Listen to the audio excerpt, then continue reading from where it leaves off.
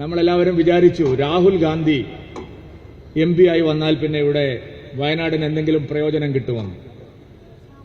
Rahul Gandhi MP ആയി വന്നപ്പോഴാണ് വയനാട്ടുകാർക്ക് ഇതുപോലൊരു ദുരന്തം ഇനി വയനാട്ടുകാർക്ക് സംഭവിക്കാനില്ല.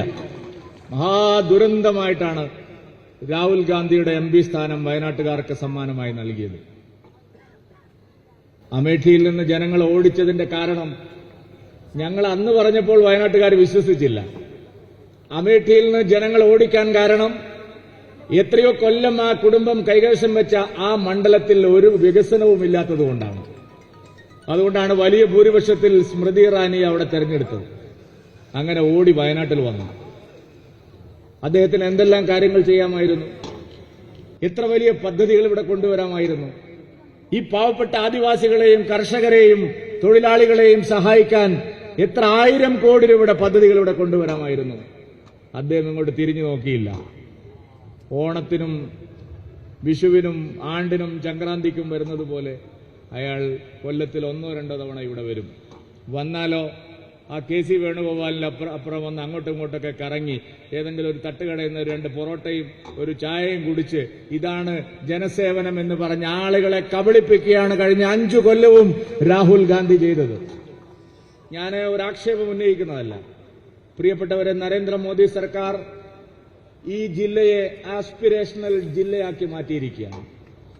ഇന്ത്യയിൽ സാമൂഹ്യമായി സാമ്പത്തികമായി പിന്നോക്കം നിൽക്കുന്ന വികസന പ്രശ്നങ്ങൾ നേരിടുന്ന ജില്ലകളിലായിട്ടുള്ള 150 ജില്ലകളെ നരേന്ദ്രമോദി സർക്കാർ ആസ്പിരേഷണൽ ജില്ലകളാക്കി മാറ്റി. അതിലൊരു ജില്ല, കേരളത്തിലെ ഏക ജില്ല കൊടുത്തിരിക്കുന്നത് വയനാടാണ്.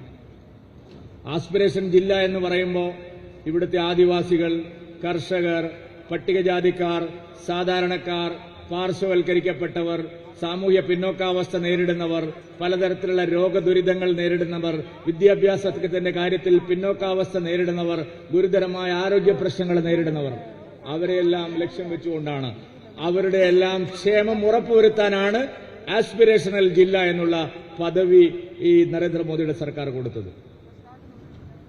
ആ ആസ്പിരേഷണൽ ജില്ലകളുടെ നേതൃത്വം നൽകുന്ന കേന്ദ്രമന്ത്രി സ്മൃതി ഇറാനി വയനാട് ജില്ലയിൽ 2 തവണ വന്നു.